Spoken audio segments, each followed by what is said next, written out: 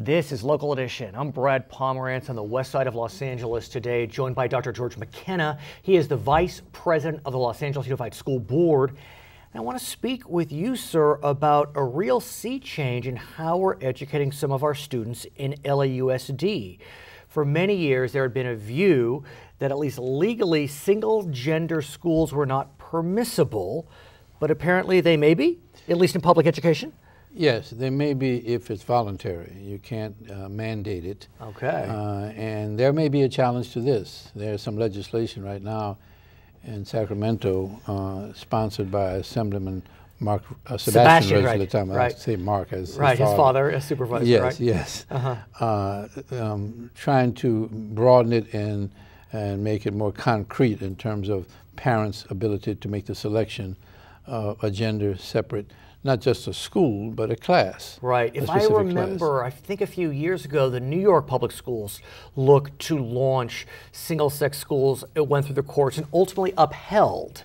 Do you remember that, sir? Yes, but there will be places where it is opposed. Generally, it's opposed by civil libertarians who say that that's unfair to separate the sexes.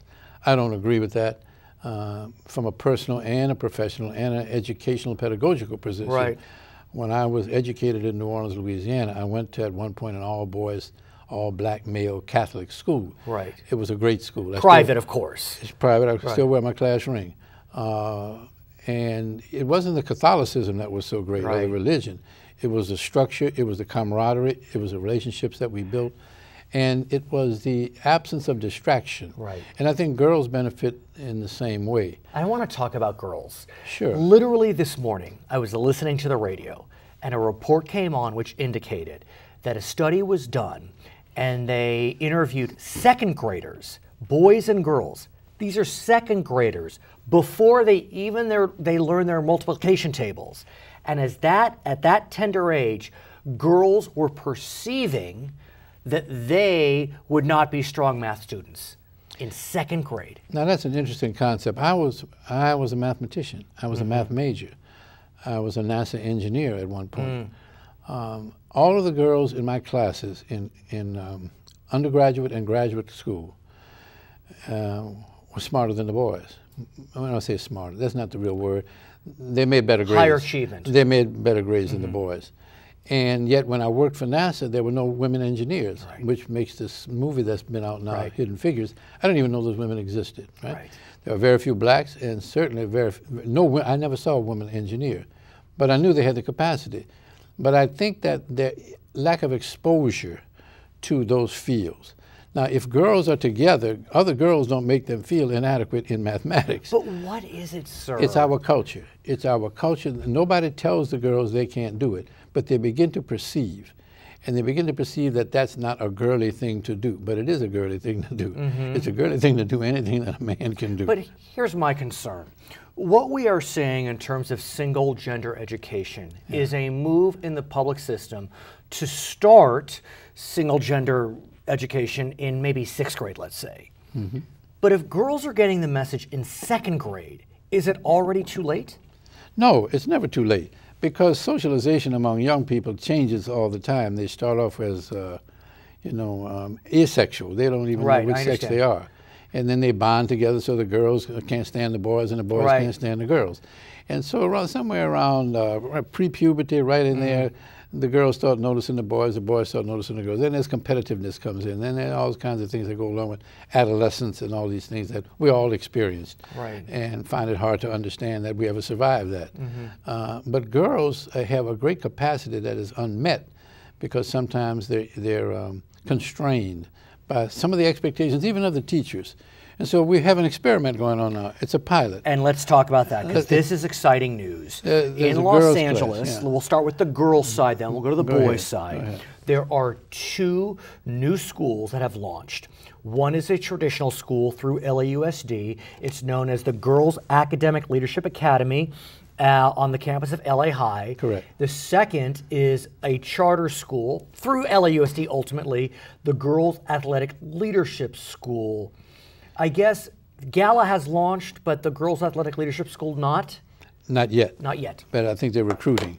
Okay. But the GALA or Gala is in there. We are in our first year now. Right. and we have both 6th and 9th graders. So we're trying to grow it simultaneously from the 9th to the 12th and the 6th to the 9th, so that we have 2 groups of students moving simultaneously. So we'll be able to fill it up in about 3 to 4 years, so we have the makings of a 6 through 12 academy. How's it going? Wonderfully well. We have a waiting list to get in. The girls are enthusiastic. If you should visit there, you see nothing but enthusiasm and pride and success. Well, I had the honor in the fall to interview the new principal. Who's a dynamo. Right, and her enthusiasm was infectious. I mean, you could see she knew, at least in her mind, that she was onto something. She was breaking ground for the girls of Los Angeles. And she makes it easy for us to have such an academy. First of all, the key position in public education and any education in America is not the superintendent of schools, it's not the board member, it's the principal of a school. And you had been a principal. I have been a principal, and I've worked where the principal was either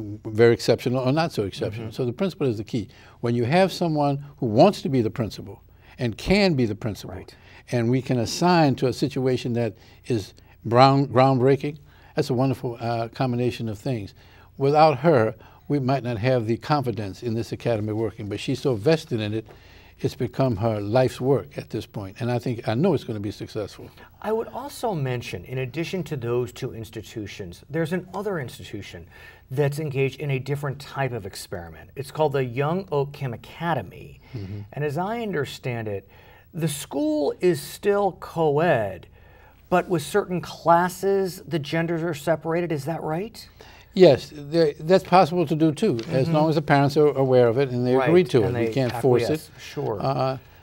I think that the boys in particular, and not because girls are not in the need, but boys in particular are in need of more effective literacy skills. Let's talk about the boys. Yes, and when they're around girls and they don't have the great literacy skills in middle school and above, they're intimidated by their lack of words smithing. Interesting.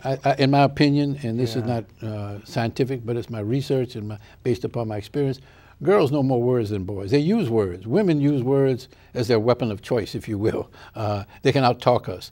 You are a professional, so you can use words. I don't know. My wife out-talks me pretty well. So you surrender. We all surrender at some point. But, and then when you're young and growing, you can't feel comfortable when you're asked to recite and the girls look at you like, well, you're not so cool after all. Now, LAUSD, have they launched or they're about to launch the Boys Academic Leadership Academy? That's the second phase.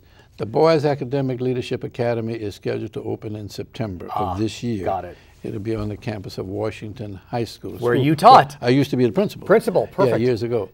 It won't open in the same way. We're going to only open with 6th and 7th grade. Okay. Because we don't know if the boys will be as enthusiastic about it. And also we visited some schools in New York and they recommended that we not try 6th and 9th simultaneously because there's a gap between those ages and there may be some challenges of trying to create a culture because they're too different in terms of the gap between the ages are too different. It's not the same as girls. They seem to do that. In our final moments, how can our parents, our students apply to either of these academies? Just look on the website LAUSD. We have the application forms out there and available, and it's voluntary. And it's pure lottery, correct? Absolutely. You're not first come, first serve. You have to put your name in.